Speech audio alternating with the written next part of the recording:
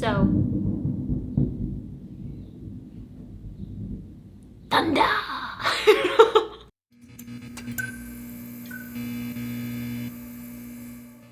Hello, I'm sorry, I know it's a little bit dark, but I got a storm coming in. Storm coming in. So anyways, I just have a quick little like 2-minute tip video of some items that you can have within your art kit, or actually that you should have in your art kit, that are inexpensive, stuff you can get at the Dollar Tree or stuff you already have at home, you know? I want you guys to realize that you don't have to have these ritzy things or these super expensive things in order to do art. There's a lot of little like hacks or dupes that you can use that are very beneficial. So I'm just gonna kind of give you guys a couple examples, and hopefully you can help build your kit from there and not spend the major buco bucks, man. So let's just get into it, okay? Let's just start with water. Your paint water. You can just pick up a coffee mug or use one that maybe you have at home, or dedicated glass that you have at home, or a Dixie plastic cup, it doesn't matter. I personally use, sometimes I use a coffee mug, but I typically use just old jars. So I have an old pickle jar, I have an old cranberry relish jar. So I hold my paintbrushes in those, and then I also put my paint water in them. So nothing fancy, but it gets the job done. And you can pick up jars too at the Dollar Tree if you're trying to be aesthetic and whatnot. But that's a really good option for your water.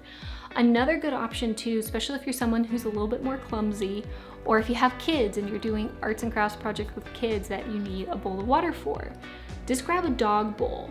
Those are wide and they're short. You're not gonna tip them. They're really, really great for your brushes. Use one of those. It's easy, it's cheap, it works. Highly recommend. Now, it also comes to your brushes.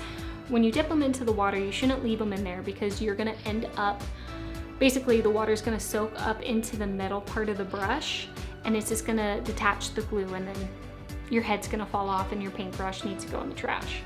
So to avoid that, you need to do proper care. One of those things is just making sure that you don't leave it in the water.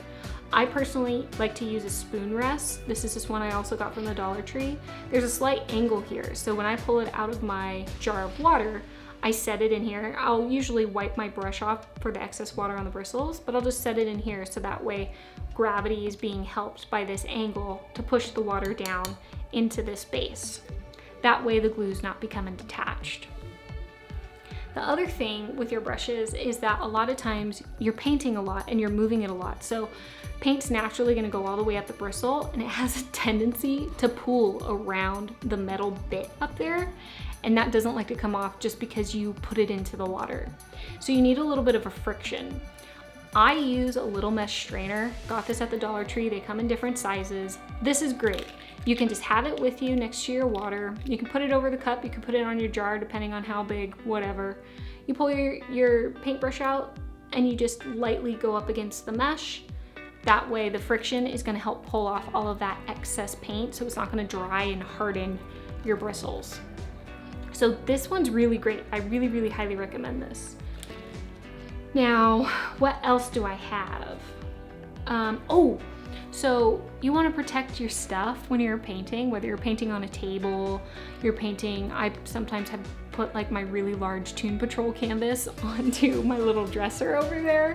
So I have a mattress pad that I don't use, that I just drape over everything, to drape over my rug, my furniture, whatever. So that way it's completely protected. But you can also use like a shower curtain, or the mattress pads that are at Dollar Tree. It doesn't matter, just basically a large swath of some form of fabric, preferably one that has kind of more of a plastic to it so the paint won't drop through if you splatter at all. But those are really good to have on hand just for protection of your items. Like I said, whether it's even on a table or if you're draping it over the floor, depending on the size of your piece. But highly recommend having that within your toolkit.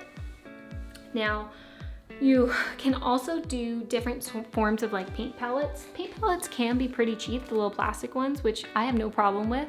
The paint peels off of those. But if you're just kind of doing a one-stop shop to create your kit, Dollar Tree has picture frames. So glass palettes, painting palettes, are so expensive, so freaking expensive.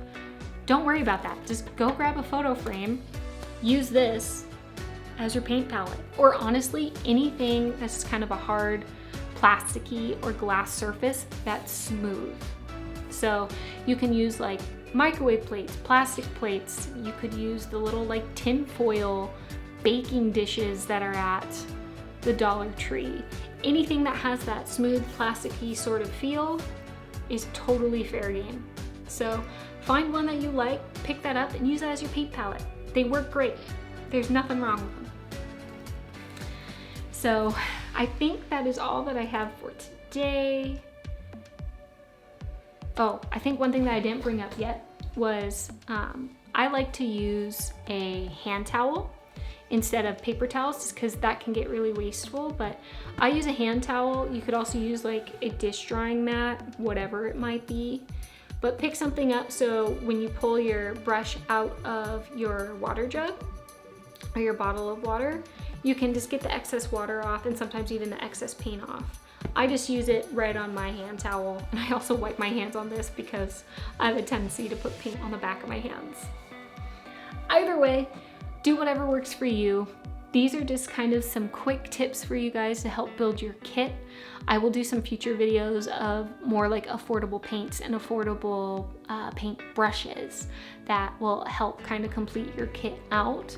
And so you guys can realize that you don't need to be breaking the bank. You really don't. You can still do stuff now. You can still do great stuff now. So just keep that in mind. I hope this is of some use to you guys. I hope you got some good tips out of this, and I will see you later. Bye.